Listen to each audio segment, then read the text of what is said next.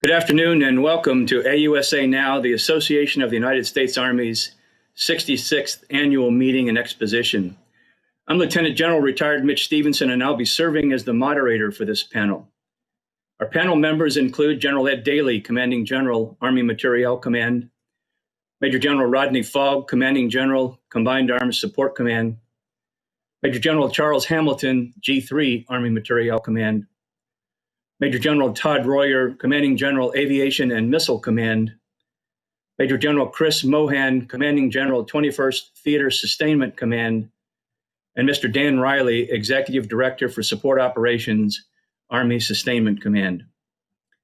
Our forum, titled Balancing Readiness and Modernization Across the Sustainment Warfighting Function, is one of 8 AUSA contemporary military forums conducted over these past 3 days.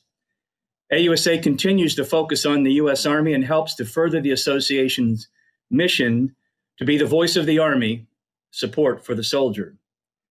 We'll kick off this forum with General Ed Daly, Army Materiel Command Commanding General, providing opening remarks, and then we'll move through the panel discussion, followed by a Q&A session. Please note that you can ask any questions at any time during the panelists' remarks by typing your question into the space provided. General Daly. Ladies and gentlemen, good afternoon. And General Stevenson, sir, thank you for moderating this panel and for your 4+ decades of service to our nation.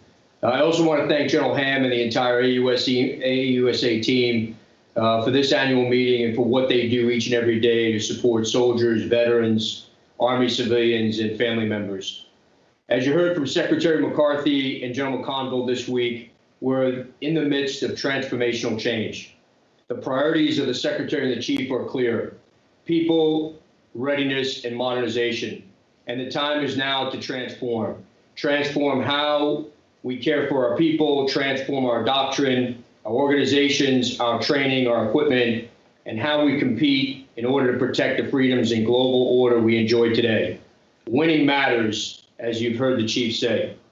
Central and critical to winning is the sustainment warfighting function, which provides effects from depots, arsenals, ammunition plants, and installations in the strategic support area to the tactical points of contact worldwide in both competition and conflict, if and when required.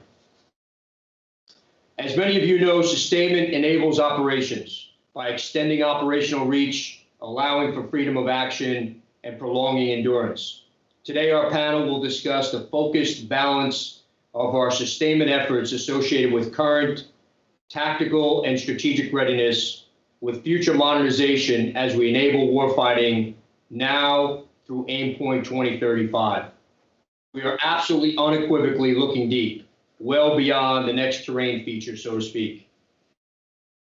To truly be successful, we must be able to support and fight and sustain readiness today, which is at current highest levels, while simultaneously developing the functional concept for sustainment that is inextricably linked to the MDO concept for future across the DOTLM-PF framework.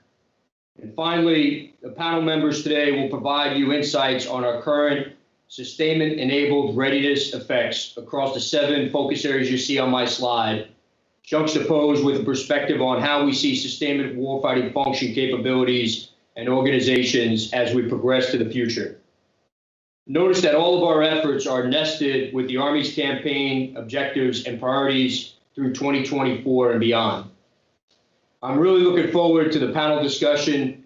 The discussion will address the regionally aligned readiness and modernization model, REARM, calibrated force posture, COCOM support, enabling the 6 modernization priorities, and our focus on the future joint concept for contested logistics as part of the joint warfighting concept. I am confident that we're on a great glide path. And thank you. And at this point, I'll turn it over to Major General Rodney Fogg, the Commanding General of CASCOM. Thank you, sir. As a sustainment force modernization proponent, we've been focused on transitioning from a brigade-centric coin army to a division-centric army organized for large-scale combat operations. Our efforts to build the waypoint force of 2028 focused on increasing fuel distribution, tactical mobility, maintenance, material management capability, and establishing a division sustainment brigade that provides better mission command within the division. These efforts are tied together with a modernized enterprise business system effort linked to mission command systems, resulting in a common operating picture that will help commanders be able to see and understand the battlefield better and to make combat decisions at the point of contact. While we work to improve our sustainment capability in the near term, we're also seeking to embrace revolutionary changes in line with Army modernization. So to this end, we've task organized ourselves to address how future sustainment can enable independent, distributed, and echeloned Army and joint maneuver by 2035. Today, we're unable to achieve this because we're tied to legacy sustainment distribution systems and really tethered from the strategic support area to the close fight. Sustainment must touch maneuver formations daily, and in the case of fuel, multiple times per day so that we don't culminate. Our information systems are always connected, exposing our footprint and making us vulnerable to cyber attacks. Since we can't predict exactly what our maneuver commanders' requirements are on the battlefield, we often build iron mountains that can't be easily displaced and make easy targets for our enemies. While we're working to close our most challenging gaps, sustainment requirements continue to grow. With the great efforts of our CFT programs that are going to deliver modernized platforms, we anticipated that our division-level distribution requirements will grow by 25% between now and 2028. To tackle these challenges, we've identified 4 key components towards a solution, all underpinned by resilient and integrated data. So as you look at the slide, first, we have converging capabilities, connecting critical resources and information to build and sustain combat power from the strategic support area to the close fight. Next, assured rapid power projection, posturing sustainment organizations to enable rapid transition to maneuver. This includes stationing, rebalancing of forces, improving our power projection platforms, and protecting the information flow across the joint logistics enterprise. We must be able to conduct echelon sustainment with reduced distribution, redundancy at the right place and right time, as well as targeted capabilities to deliver exactly what's required so that we can enable tempo and reach. We must have integrated sustainment and mission command, where sustainment data is assured and transmitted over cyber-protected transport layer, enabling commanders to make better decisions faster. This will be absolutely critical as we look at MDO, where warfighting functions must rapidly converge during windows of superiority. The slide highlights a few capabilities that we require to achieve these goals. Advanced manufacturing, protected and shared information from the industrial base to power projection platforms, all the way down to tactical units on the battlefield. We also need autonomous resupply capabilities, water and repair part production at the point of need. Central to all of this is reducing demand to enable dispersed operations and really to obscure our sustainment footprint on the battlefield. But demand reduction isn't just a sustainment problem, it's really all of our Army portfolios that must work towards reducing demand. Our future platforms must be net energy producers, have prognostic and predictive maintenance capabilities with common repair parts, and other requirements to get after demand reduction. In the sustainment portfolio, we're looking at all these types of investments and other things to reduce demand and to get after the modernization that we require. Bottom line, we want to be able to drive transformational change and enable multi-domain operations, our functional concepts, and the joint concept for contested logistics, ensuring our Army can fight and win on the battlefield, whether in competition or during conflict. Thank you. I'll be followed by Major General Charles Hamilton. Hey, Rodney. great lead in to AMC's role in the modernization strategy. Certainly at AMC, we understand the difficult decisions facing the Army and how they are necessary to achieve multi-domain dominant Army of 2035. We will play a significant role in balancing the readiness required to deter, defeat our enemy now while simultaneously serving as a major partner in the Army's modernization efforts needed to transform into the information age Army described by the Army G3 Lieutenant General Flynn. Key levers required to mitigate modernization challenges include finding creative solutions to project power in support of the combatant command while reducing op tempo and opening modernization windows. AMC does that from the strategic support area through the use of levers to achieve sustainment effects in support of the warfighter.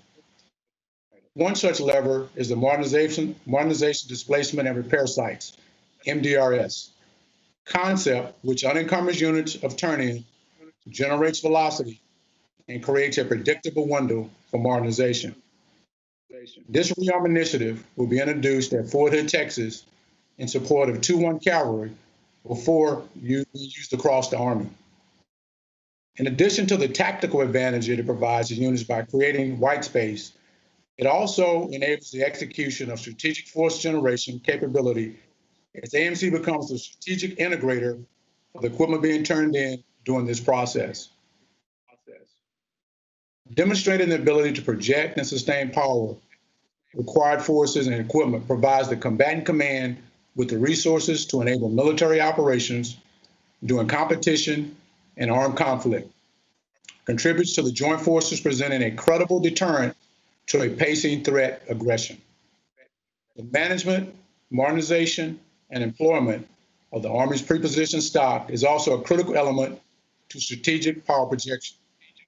Recognizing this linkage, AMC will continue to partner with Headquarters DA, ASCCs, ASC, and other key stakeholders to develop an Army prepositioned stock strategy that can flex and meet the needs of the Army in competition, crisis, and conflict. To enable strategic power projection, AMC's campaign plan is centered on 7 LOEs that link strategic support area actions to both readiness and the ability to respond to threats and aggression on a short notice. I'd like to just highlight a few of these initiatives that support the Army's modernization efforts.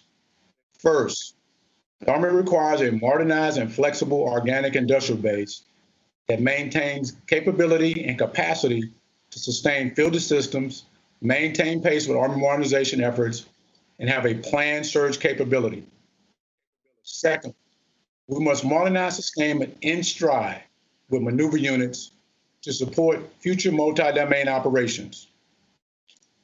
Third, we must enable strategic power projection by ensuring that our facilities investment plan, FIP, is synchronized with emerging requirements and Army priorities to increase and modernize the capability and capacity of our infrastructure to facilitate rapid power projection. And then finally, we must support advanced manufacturing. This will enable our forces to produce complex components at the point of contact as one piece, increasing speed and reliability and reducing transportation costs. This chart just simply highlighted a few of these capabilities we require in order to support large-scale combat operations, from advanced manufacturing, protected shared information, and the industrial base and power projection. AMC, we are postured to sustain readiness both now and in the future through the employment of technology, information, and innovation. Thank you, and I look forward to your questions, and I'll be followed by Major General Todd Royer, Commander, AMCOM. Hey, thanks, Charles. Certainly appreciate that. And as we all recognize that the vast majority of the cost for any weapon system, approximately 70%, is after it's procured. And because of which we can't afford to leave sustainment to chance, we need to integrate early and often in developing new weapon systems. And so as an example, for future vertical lift, we've been able to do just that.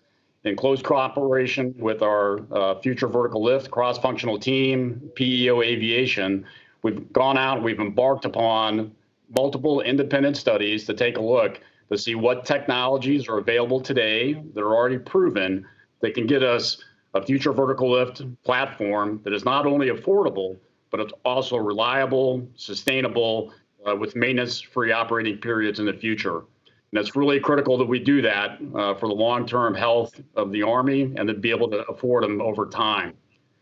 So we've been able to do that not only with our teammates, but also as we move forward. And it's important that we do that. But recognizing the fact that that's only one piece of it, we also can't leave our enduring fleet to chance either. The enduring fleet, the current fleet that's here today, a good portion of it will also be with us, and we need to make sure that it's sustainable. So taking some of those same technologies that those independent studies have shown us and utilizing that information will help drive what we do on our current fleet. One of those examples is the digital thread or three-dimensional computer-aided design. So as we speak today, we are having a Black Hawk, a UH-60 Lima, that is being disassembled at Wichita State University in conjunction with our industry partners. And we are disassembling it piece by piece. And we're scanning every single aircraft component, structural component for the aircraft, and making a 3D file out of that. And what that's going to do for us is it's not only going to help us for supply availability, of being able to go out and procure parts quicker and cheaper, but it's also going to go to help add us, or the added effect of advanced manufacturing, as my good teammates have just mentioned as well. And finally, what it'll do for us is it's also going to help us create the architecture for the data management that we need in moving forward with our future systems. So it's really exciting. I'm looking forward to your questions. And thank you very much. I'll be followed by my good friend, Major General Chris Mohan. Hey, Todd, thank you very much. Ladies and gentlemen, thank you for the opportunity to participate in today's panel discussion. For my comments, I would like to focus on the overarching theme of the conference, which is the time is now. Well, for us in U.S. Army Europe, every day could be the time is now. So we are aggressively training and executing deterrence operations on a daily basis. To highlight our efforts, the chart before you outlines a specific readiness operation, the dynamic force employment exercise we recently executed during Defender 20+. Our mission, given a compressed timeline, reposition a heavy combined arms battalion task force worth of Army preposition stocks from Bergen training area in Germany to Drosko Pomorskie training area, or DPTA, in Poland. In order to accomplish this mission, we leverage multiple capabilities and concepts developed by the Sustainment enterprise. To better explain, let me walk you around the chart. First, the left middle side of the chart, notice the timeline. We originally planned to host the exercise at Bergen training area as the equipment had already been pre-positioned there from Mannheim for the Defender exercise. At approximately 1500 on the 3rd of July, right before a long holiday, I was notified that the exercise would be hosted in DPTA, so we needed to reposition the battalion task force. Within 96 hours, working with our allies and commercial partners, and after securing the necessary permits, we began moving the first pieces of equipment, the top left of the slide. To support the movement and issue process, units from the 21st TSC proper and 405th Army Field Sustainment Brigade deployed from both home station and Bergen to DPTA to establish an austere forward issue site at the top right of the slide. Marshaling assets from our allies in Germany and the Netherlands, assets from trusted commercial partners, and combined with our own organic assets from the 16th Sustainment Brigade, we began moving the set. Important to note that some of the heavy armor was moved on our newly acquired E-head system. Here, as a result of ANONS, the requirement was satisfied as a result of close collaboration between AMC, ASALT, CASCOM, and Headquarters DA. These systems were only delivered to us a couple of weeks earlier. As we were in the process of moving the APS back in the strategic support area, 212 Cav from the 1st Cavalry Division at Fort Hood was alerted and began preparations for overseas movement, supported by Army Sustainment Command and the Greater Material Enterprise, at the bottom right of the slide. As the troops started arriving in Poland, equipment simultaneously began arriving at DPTA, where it was staged for issue. As the battalion started arriving, the 405th began the issue process, and for the first time, that issue process was executed entirely using the Global Combat Support System Army, or G-Army. Loading APS into GCSS Army was an initiative spearheaded by CASCOM and AMC. It not only speeds up the issue process, but also sets the conditions for the reset of the equipment, as maintenance actions and repair parts now follow the equipment back to its storage location. It might not seem sexy, but it's a major step forward in the management and readiness of APS stocks. So after a very successful exercise, we reversed the process, redeploying the soldiers back to Fort Hood, facilitating the turn-in and backhauling the equipment to Mannheim, where it is being stored and maintained today. So in summary, on a very short notice, we successfully deployed over 1,700 pieces of equipment to include our heaviest armor and over 1,000 soldiers from locations in the United States and Germany to a remote training area in Poland in order to demonstrate our ability to deploy a combat-credible force and to deter aggression. And that's what deterrence looks like today in United States Army Europe. Thank you for the opportunity. I look forward to your questions. I will be followed by Dan Riley. Sir, thank you so much. And it's appropriate lead-in of the close work that we just did in Defender 21. Good afternoon. As AMC's operational organization, we're the ones that are mostly closely aligned and embedded with operational and tactical formations. So I'm going to discuss AMC's really direct support to the warfighter at echelon across the battlefield. I'd like to quickly orient you to the chart. I'll be starting on the left within the strategic support area, working left to right, ending up in the division support area, talking about what the enterprise brings to bear at the various places across the battlefield. Number one, within the strategic support area, ASC really brings the power of the enterprise to bear through several enabling support functions, modernization efforts, contract surge support to meet power projection requirements at our post camps and stations to enhance training, both at our post camps and stations as well as the CTCs, equipment readiness, and then bring the power of the enterprise to support modernization efforts and the Army's rearm strategy. You have heard about the modernization, displacement, and repair site effort that's being piloted at Fort Hood, Texas, in partnership with FORCECOM. This proof of concept will allow for rapid divestiture of equipment by tactical units being displaced for modernization, and then a distinct and deliberate window embedded in the unit's training calendar that allows for all modernization to occur during the rearm construct. It synchronizes and facilitates both equipment divestiture and equipment modernization efforts within specific windows, and we believe in our partnership with FORCECOM that this will be a game changer, not only in terms of modernization, but excess divestiture. We are also partnering within the strategic support area with STDC and industry to develop better deployment visibility systems. We're partnering with IMCOM in terms of increased infrastructure for deployment that's required to meet large-scale ground combat, multi-domain operations deployment, and finally, new heavy rail cars to support emerging technologies that are coming out. I'd now like to move to the right to the joint support area, or theater support area, or the operational support area. AMC right now is currently supporting modernization and readiness through several efforts. Some of the largest reform focus areas leveraging operational support contracts through the use of LOGCAP and Eagle to rapidly set and expand the theater in support of spectrum of competition and conflict, et cetera.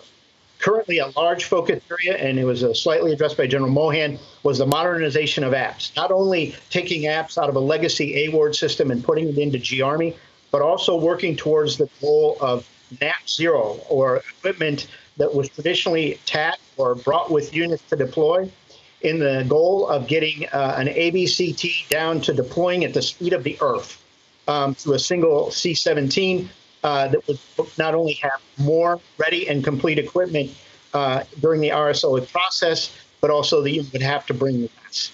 Moving further right into the core support area, Army Sustainment Command through our AFSB, Army Field Support Brigades, have created core logistic support elements, deployable formations within our AFSBs that provide operational control of all enterprise enablers operating in the core support area. Everything from LCMs, forward repair activities, contractor logistics support, FSRs, and LARs, operating in support of echelon above division units across the warfighting function, but also providing that core commander, the core logistics staff, a direct link to the enterprise.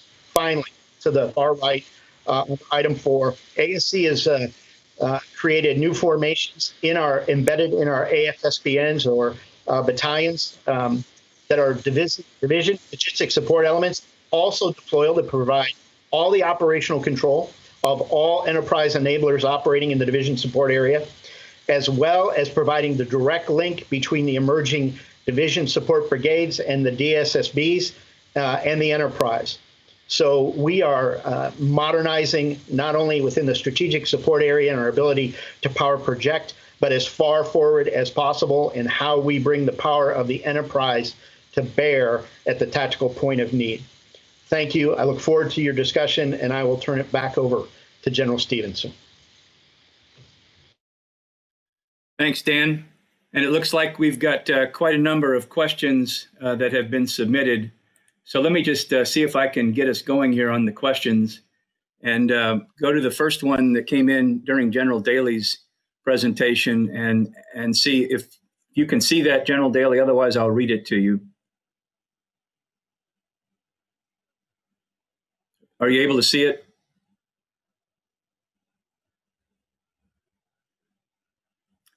You may be muted.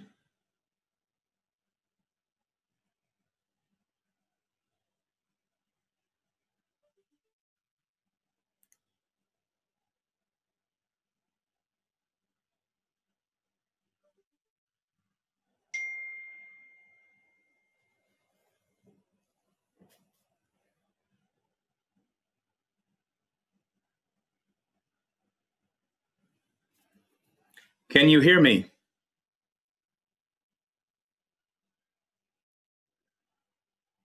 Okay, let's go ahead and move on then and see if we can direct a question to General Fogg. Yes, sir. So I see a question here that says, what are the Army's top 3 logistics material modernization requirements and why? And so I would tell you that we are absolutely looking at prognostics and predictive maintenance as a modernization requirement. We already have a lot of that capability already, but we're looking at improving it. And of course, that reduces repairs on the battlefield, increases, combat readiness, and reduces the requirement for parts and other requirements. I would mention assured information shared across echelons to better see and understand the battlefield. And so, of course, if we can do that, then we can better and more precisely understand and anticipate the requirements for maneuver commanders and get away from having as much redundancy and iron mountains as talked about before. Reducing demand and targeting the energy requirements and reducing energy requirements. Really, more than 50% of what we distribute on the battlefield is fuel. So how can we look at hybrid powered platforms and generate on-platform power and be able to store it? There's other kind of technologies that we're looking at as well. So those are 3. There other things. Advanced manufacturing is autonomous resupply that we're also looking at. Thank you, sir. Thanks, Rodney. Let's move on to General Royer. If you can see the question, I'm trying to highlight it.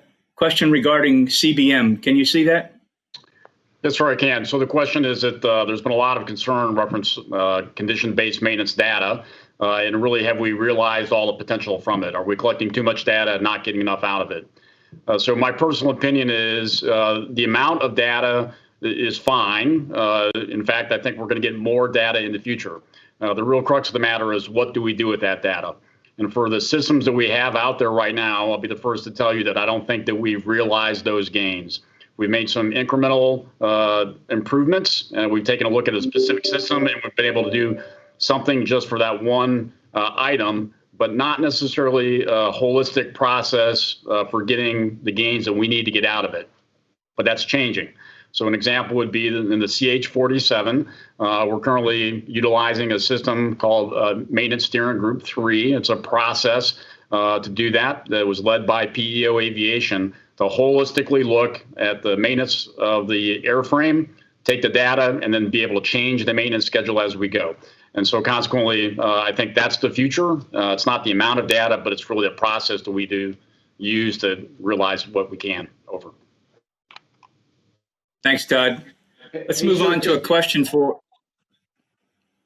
Go ahead, General Daly. Hey, sir. So I was off the net for a minute, but I saw two questions that I can answer if you want me to. One is, I see a question up there that says, are we operational? And then there was a question on the industrial base, the three top priorities. And so let me tell you, I just think that I think the panel members have demonstrated that we are operational in support of current readiness effects as it currently stands throughout the world. We've operationalized approach. We continue to build on the momentum we've established. But we're not just myopically thinking about current operational readiness based on the capabilities we have within the sustainment warfighting function. As demonstrated and discussed, we're focusing deep as well into how do we support the future MDO, how do we support the modernization efforts that are forthcoming. The second piece is the three top priorities for the industrial base. Very, very straightforward. Been given a charter by the Secretary and the Chief to modernize in a 15-year plan the organic industrial base. And really that's twofold. One is on the ammunition side, and the other is on the maintenance side in terms of our depots and arsenals. Now, what do we mean by that? There's a couple of things. One, when we say modernize, it's just not applying a couple of initiatives that may be 21st century in approach to a 20th century organic industrial base. It's holistic transformational change. So that's incorporating not only future design layout changes, but computer program logic, robotics, AI, sensors on our equipment, process changes, et cetera. And then the other key piece that I think is very, very relevant is anticipating requirements for the future and specifically modernization efforts. And two examples are what we're doing at Lake City, or we're going to be doing at Lake City in terms of the next generation squad weapon ammunition requirement, really starting from scratch in terms of how we manufacture and produce that ammunition. And then two, what we're doing in terms of chrome plating and changing the way we do business at Waterville Lead Arsenal to accommodate, as an example, the extended range cannon artillery. So I think that gets after how we're going to modernize holistically the industrial base over the next 15 years to keep up with future requirements so we can meet surge demands in the future. Thanks, General Daly. General Mohan, got a question for you, if you can see it, regarding protection of the sustainment areas and pipelines. Can you see that question? Yes, sir. So the question is, how is the Army planning to protect these sustainment areas, pipelines, and prepositioned stocks? 4 days does not seem fast enough for movement and plenty of time for any potential enemy or to target or disrupt these sustainment pipelines. That's a great question. And so the way I would say it is one is train, train, train. The process of doing the DFE, we learned a lot, not only from a standpoint of how to conduct the issue in a very austere environment, but also how to go after the permitting process, working and leveraging not only our commercial partners who have accesses to the permits, but also working with our NATO allies who can help us basically break down those roadblocks. Permitting, moving heavy size and hazardous cargo across European roadways is very challenging. We were able to reduce, because we were put under pressure, we were able to reduce from about 20 days for a normal oversized permit down to 4. Is that fast enough? Absolutely not. And we've got more work to do on that one. The other piece is if you look at our footprint over here, one, we do not have all of our APS located in one location, and we're able to rapidly move that around as we demonstrated during the DFE. And then finally, speeding up the issue site in a tactical training area, or speeding up the issue process in a tactical training area by integrating into G Army is a major, major time saver. We were literally, as buses were pulling up from the APOD or from the airfield where the troops were flying in, they were literally getting off the bus and starting to sign for equipment that had just recently arrived, and then they were able to move that out very, very quickly. So are we there yet? No, but we're making great progress. Over. Okay, thanks, Chris. I'd like to direct this next question, if you can see it. It's the most recent one that we've received from General Tom Goodcoop to General Fogg. It looks like a question for CASCOM. Can you see that question? No, sir, I can't see it. I'll read it to you. It says, I've participated in numerous Arctic and FCC experiments over the past 12 years. There has been a reduction in sustainment force structure while shifting more requirements to the Army Reserve. Given the shift to LSCO from COIN, are you concerned about the continual reduction of sustainment capability? So, sir, so we absolutely run, as we look at modernizing, as I talked about, we've got a kind of running estimate of what future requirements will be. But we have been successful here recently in adding, across really the DOTML PF. We started with doctrine, and then we moved into organizational capabilities, and we're looking at, material solutions as well. And so when it comes to fuel distribution, our tactical mobility capabilities, our maintenance, and our material management capabilities, we were able to increase those capabilities across the sustainment warfighting function. And so just to pick one example, and not to get into too much detail, for fuel distribution, over the next few years, we'll be able to add 100,000 gallons of fuel distribution into the division to be able to get after that requirement. And so we have made some strides here recently, and I appreciate the question. I hope that answers it. Thank you. Hey, sir, it's Ed. Could I jump in here real quickly? Because I think there's another point that that Rodney's been working, if that's okay. Absolutely. Hey, so I think it's a great question, and what I want to make sure is everybody understands Rodney's work that he's been doing, and the fact that he is lockstep with CAC and TRADOC, the rest of TRADOC, in terms of Waypoint 2028. Rodney mentioned a couple of things in terms of the LISCO gaps that we're closing, but working collaboratively going forward and making sure that logistics continues to be an enabler and not a constraining function in the battle space going forward has met with great reception by the rest of TRADOC and, quite frankly, the rest of the Army.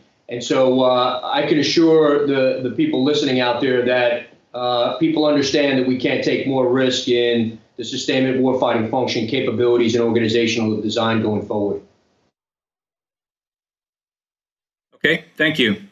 For Mr. Dan Riley, I'm highlighting a question, should be at the top of your screen, about the AFSBs. Can you see that? Yes, sir, I sure can. And let me address that. I really appreciate the question, and it's a good question. And I would say that over the 15 years, there has been a significant amount of evolution within the original concept of the AFSB. Some has stayed the same, but some has expanded. I will say that the true mission of the AFSB is to integrate and synchronize the enterprise effects to the tactical and operational points of need. It's also to do some very, very specific missions to unencumber the Sustainment Brigade. The Sustainment Brigade should be focused on the direct support of the various missions and the units of which they support, especially as we go to the division support brigades. The AFSBs have not only a role now in power projection with the logistics readiness centers and the actions on the post camps and stations that now have an installation logistics function. They also bring in partnership with ACC and the operational contracting support battalions that contract support forward. They bring log cap administration as well as Eagle administration. They also bring the power of the enterprise in terms of the LARs, the FSRs, as well as we get into large-scale ground combat and the need, as we have seen not only in Southwest Asia, but Korea and other geographic locations for repair activities. And it's really to harness the power of the enterprise and unencumber a sustainment brigade with having to look behind.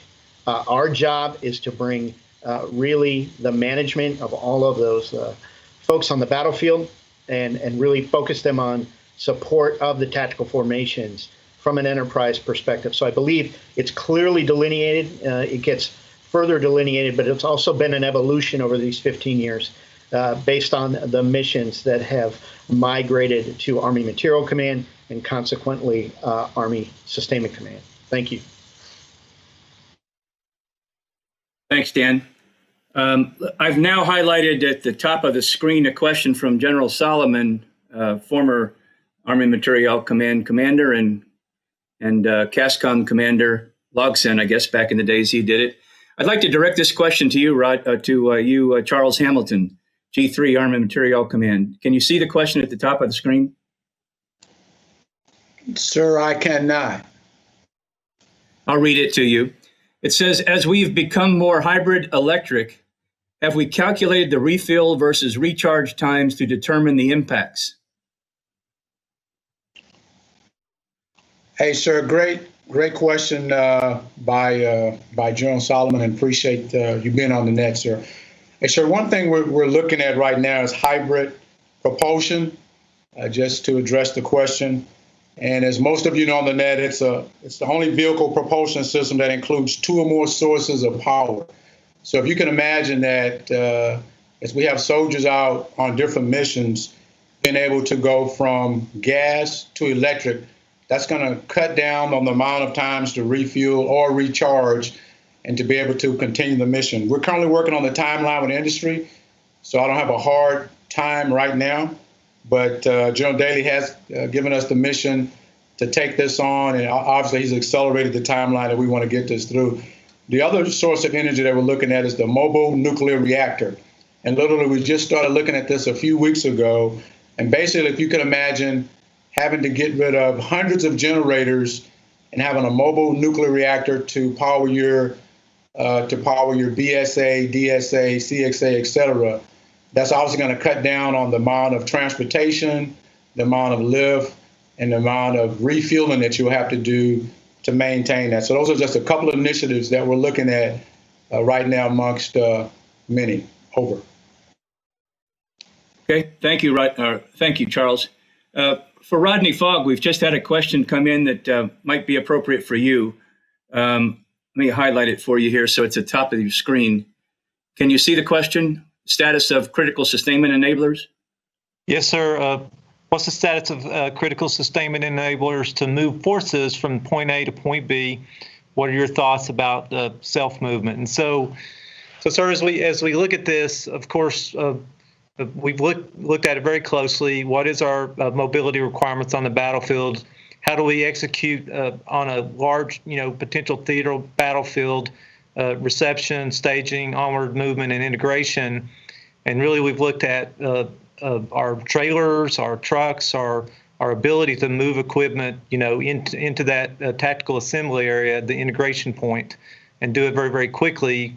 Potentially, be able to come off platforms and immediately be combat configured. That's what we've been pushing with APS. So there's many things that we're working on.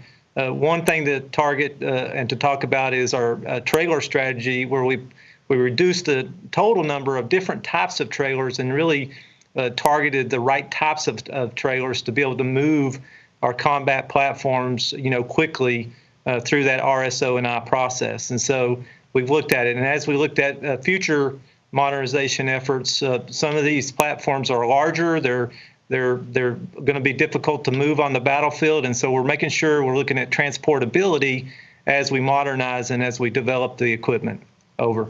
Thank you. Thanks, Rod. Thank you, Rodney. I think we've got time for one more, and let me direct this to General Todd Royer at AMCOM. Can you see the question at the top of the screen in green there? I can, sir. So the question is, are there any entry points for a small business to get access to CBM data from a database perspective to kind of work through that?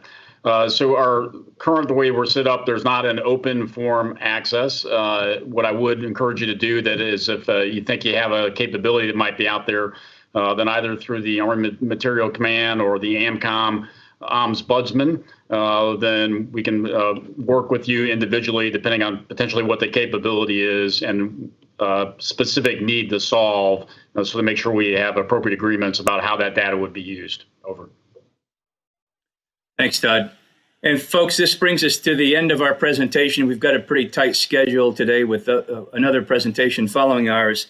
So let me go ahead and wrap it up and thank the panel members, General Daly and the other 5 members of the panel, and thank the audience for the questions. You guys were just hitting your stride here, and we've got a bunch of questions that I know we didn't get to. I'm sorry for that, but I'll make sure that the panel members see your questions at least so they can think about them. Thanks again for being with us.